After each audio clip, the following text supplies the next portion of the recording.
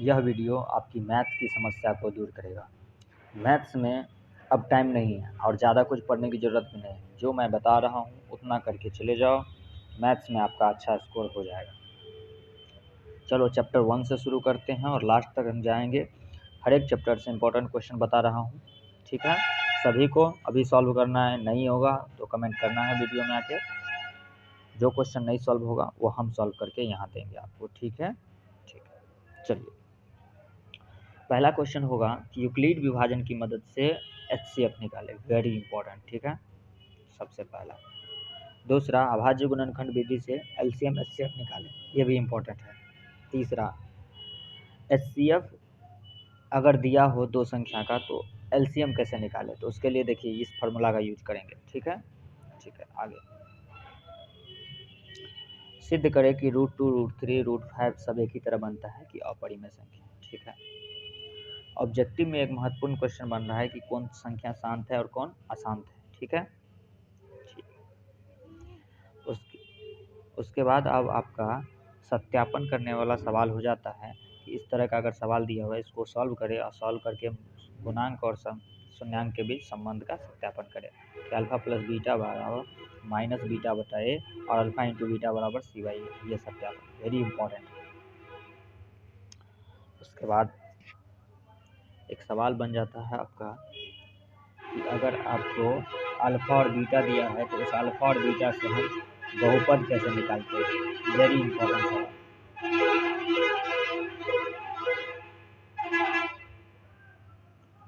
दो चर वाले रैखिक समीकरण को हल करने आपको आना चाहिए, बहुत ज़रूरी है और आपका ये क्वेश्चन आएगा ही आएगा। दो चर वाले रैखिक समीकरण को विलोपन विधि से कैसे हल करते हैं, फिर उसकी मान को सब्स्टिट्यूट कैसे करते हैं, प्रतिस्थापन विधि कैसे लगाते हैं, ये सारे बात। उसके बाद एक ग्राफ तो आपको फिक्स है, ग्राफ बनाने की प्रैक्टिस करिए, 5 नंबर यहाँ से आपको फ्री में मिल रहा है। उसके बाद कंडीशन क्या होता है, कंडीशन कहने का मतलब क्या, A1 बटा A2 क्या होता है ना।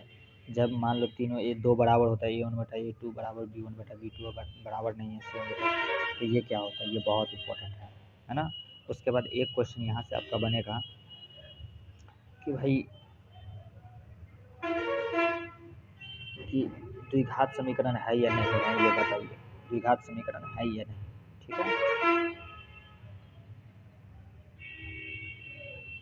चलिए, अब मान लीजिए ऐसा सवाल आएगा आपको, कहेगा भाई कोई समीकरण दिया हुआ ये अस्तित्व में है या नहीं है, ये बताइए। अस्तित्व में है या नहीं है ये कैसे पता लगाएं, तो इसको पता लगाने के लिए हम क्या करते हैं, डी का माइंड फाइंड करते हैं। डी क्या है, तो डी विवेचक है। डी क्या है, विवेचक है। इस विवेचक का मान निकालते हैं।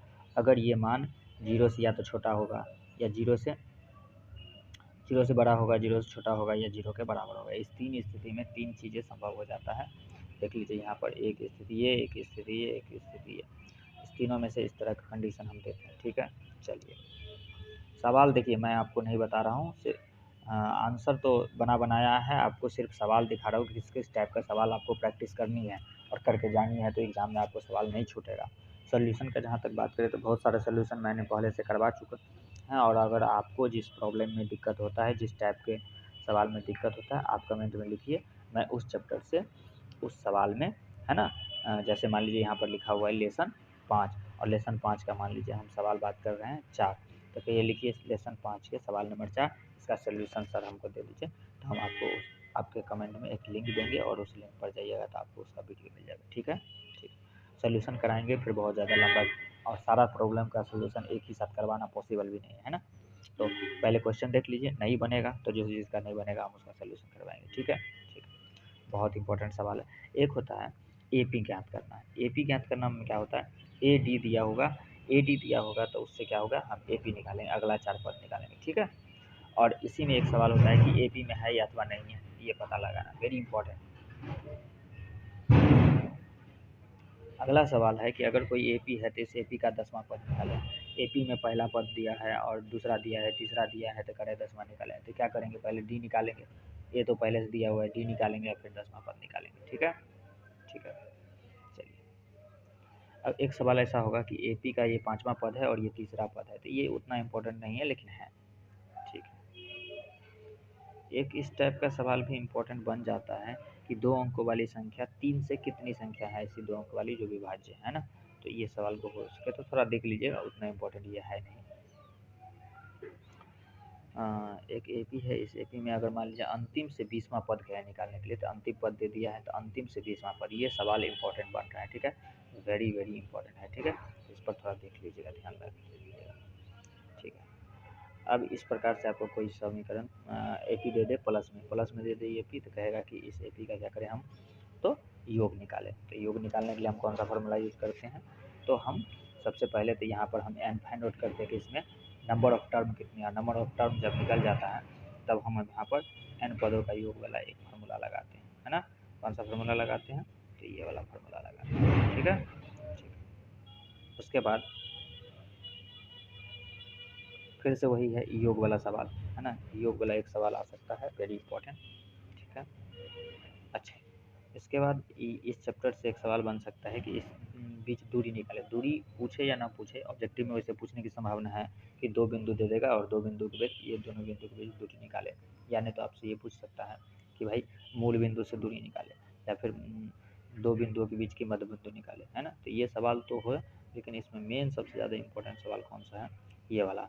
ये कहेगा कि आपको 3 बिंदु दे दिया, 3 बिंदु को कहेगा सिद्ध करे कि संरेख है, ठीक है। उसके बाद एक सवाल ये बन सकता है कि ऐसा 3 बिंदु दे दिया और दर्शाएं कि बिंदु संरेख, तो ये तो हो ही गया बात। इसमें क्या करते हैं हम, जैसे 3 बिंदु ले लेते हैं ए बी सी, और इसे ए बी फिर बी सी और फिर से ए सी निकालते हैं दूरी, और उसको बराबर करके देखते हैं। एक तरीका तो ये है, और दूसरा तरीका क्या है कि हम त्रिभुज का क्षेत्रफल बराबर 0 कर लेते हैं। वो सवाल भी हम इसमें रखे होंगे, है ना। तो वो तरीका भी है एक इसको सॉल्व करने का, ठीक है।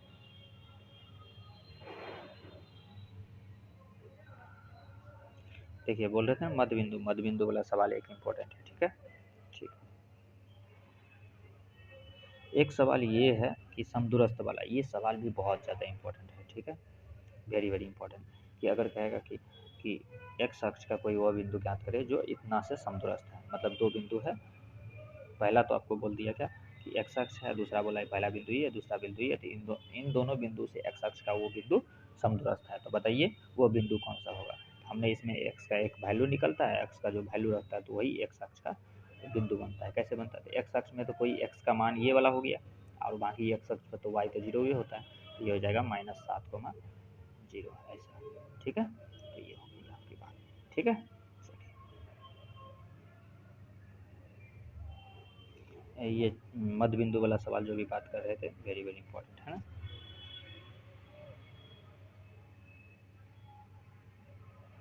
अनुपात वाला सवाल बन सकता है कि मान लीजिए ये ऐसा है कि इस 2 बिंदु है, इस 2 बिंदु को मिलाने से एक रेखा बन गया, और इस रेखा को कह रहा है कि 2:3 में बांटा। मान लीजिए यहाँ पर एक बिंदु पी है, तो ये 3:2 में बांटा या 2:3 में बांटा, तो कह रहा है कि ये जो बिंदु है इस बिंदु का निर्देशांक क्या होगा। तो इसके लिए ये वाला, इस पर हम क्या करते हैं, विभाजन सूत्र लगा कर ये वाला फॉर्मूला लगा करके इससे बनाते हैं। देख लीजिए इंपॉर्टेंट सवाल है।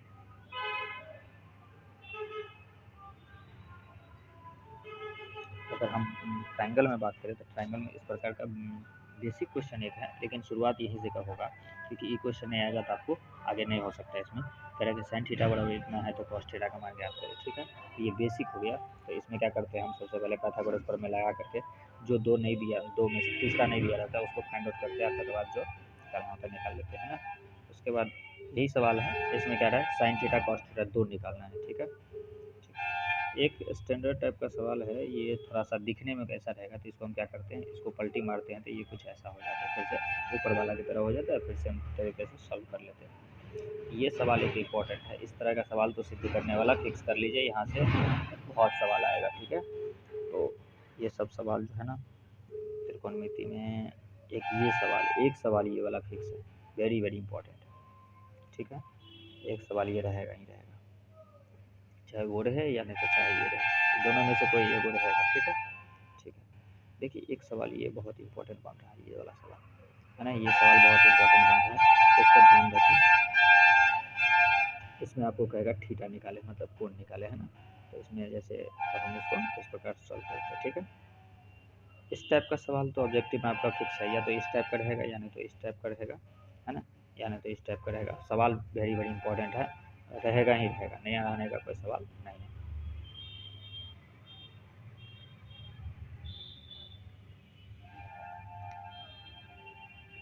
ये सवाल उतना इम्पोर्टेंट नहीं है, लेकिन अगर आप देखना चाहें तो देख सकते हैं। एक सवाल बहुत ज़्यादा इम्पोर्टेंट है, देखिए ये सवाल बहुत ज़्यादा इम्पोर्टेंट है कि अगर sine A B plus C by two बराबर कॉस ए बाई टू, तो इसको ये करें, प्रूफ करें। बहुत इंपॉर्टेंट है, बहुत इंपॉर्टेंट है, ठीक है। प्रूफ करने वाला में कुछ सवाल है जो कि बहुत ज़्यादा इंपॉर्टेंट है, जैसे ये हो गया, जैसे ये सवाल हो गया, जैसे देखिए ये सवाल हो गया, ये सब प्रूफ करने वाला और इम्पोर्टेंट सवाल सब, जैसे ये सवाल हो गया, है ना। सब प्रूफ करने वाला सवाल तो आपको अगर त्रिकोणमिति समझ में आता है तो बार बार प्रैक्टिस करें, क्योंकि यहाँ से सवाल तो बनना तय ही है। अब कौन देगा प्रूफ करने वाला? अगर आपके पास एनसीईआरटी है, एनसीईआरटी में चैप्टर जो लास्ट चैप्टर है उस चैप्टर में 1 2 करके दिया हुआ है ना, इस तरह का प्रूफ करने वाला सवाल सब, है ना। 5 का 1 2 3, तो वो सारे सवाल इंपॉर्टेंट है ना। उसमें से जितना ज़्यादा प्रैक्टिस कर सकते हो उसको कर लीजिए, नहीं तो हम यहाँ पर 4-5 को जो बताए हैं उसको कर लीजिए आप, दोनों में से जो आपको सही बुझाए। यहाँ पर देखिए ये आपका एगो लॉन्ग क्वेश्चन यहाँ से बन सकता है, संभावना है कि इसमें से ऊंचाई और दूरी में से, मतलब त्रिकोणमिति के अनुप्रयोग में से एक सवाल पूछ सकता है।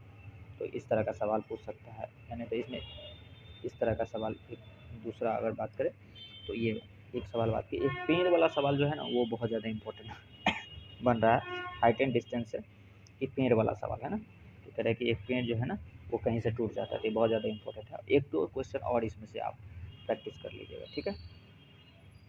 बाकी एक ऐसा सवाल हो सकता है, दो वृत्तों की त्रिज्या इतना इतना है, तो उस वृत्त की क्या करें, तीसरा वृत्त का क्या निकालें, तो त्रिज्या निकालें जो इन दोनों के वृत्तों के परिधि के योग के बराबर होता है, और एक इसी में हो जाएगा इन दोनों के क्षेत्रफल के योग के बराबर होता है। तो ये इंपॉर्टेंट सवाल है, ठीक है। और एक पहिया वाला सवाल है, ये भी सवाल इंपॉर्टेंट बन रहा है, ये सवाल भी आ सकता है, देख लीजिए, इंपॉर्टेंट सवाल है। उसके बाद ये थीटा वाला सवाल जो है ये भी आ सकता है, आ सकता है ना। बाकी ऑब्जेक्टिव में अगर बात करिएगा तो ये फिक्स है, आपका होगा ही होगा, नहीं होने का कोई सवाल नहीं है। अगर मान लीजिए एक घड़ी वाला सवाल है ना, ये घड़ी वाला सवाल ऑब्जेक्टिव में आपको आ जाएगा, हाँ आएगा ही आएगा, नहीं आने का कोई सवाल नहीं। चक्कर वाला सवाल तो अभी बात कर रहे थे, लेकिन फिर से देख लीजिए, ये इस टाइप का सवाल एक को होने की संभावना है।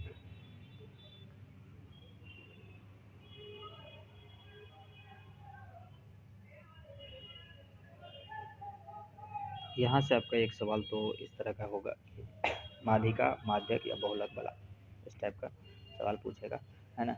तो माध्यिका पूछेगा तो हम इस तरह का फार्मूला यूज करेंगे, और नहीं बहुलक पूछेगा तो उसको तो सिंपल हम बना लेते हैं, है ना। तो इस टाइप के सवाल को प्रैक्टिस करिए।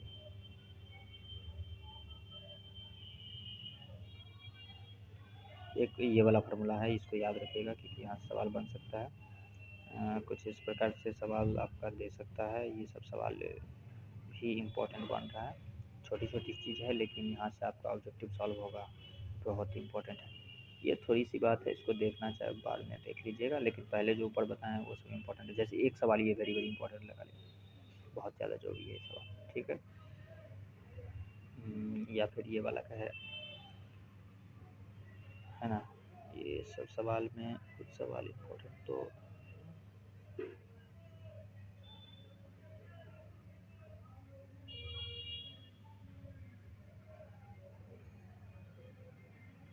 जितना सवाल अभी आपको बताए हैं उतना सवाल पहले करिए, ये सवाल सर वेरी वेरी इंपॉर्टेंट है, बाकी सवाल तो होगा ही होगा, ठीक है। तब आपका दिन शुभ हो, बहुत बहुत धन्यवाद, कर लीजिए, बहुत इंपॉर्टेंट है।